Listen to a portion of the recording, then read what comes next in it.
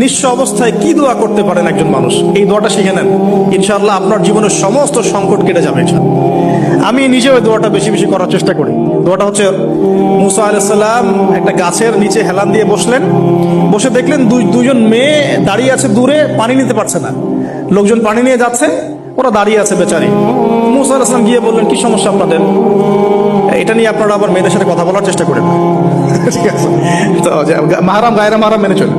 তারা বললেন যে আমাদের বাবা অনেক বৃদ্ধ মানুষ, আমরা পানি নিতে পারি না যতক্ষণ না আমাদের কম পানি নিয়ে চলে যায়।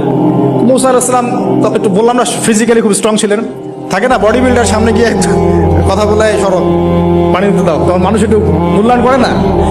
তো মুসা আলাইহিস সালাম এভাবে পানি নিয়ে দিলেন এবং বাছুরদেরকে পানি পান করালেন, করিয়ে গাছের নিচে এসে বসে আছেন।